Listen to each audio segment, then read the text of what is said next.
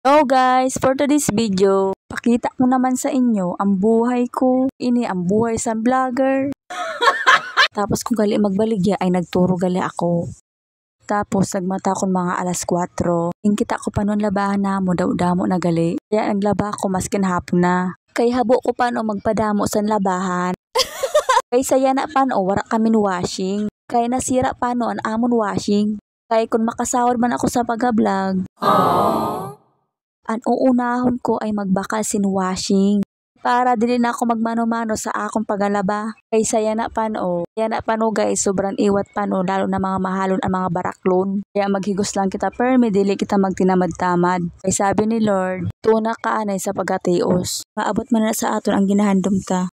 Kaya amo na gad ang buhay sa pobre. Sige lang, mag-pray lang kita kay God. So, tapuson ta na ang atong vlog. Salamat sa iyo pa kita. Di ka nakapalo, magpalo ka na. Bye-bye. See you next vlog.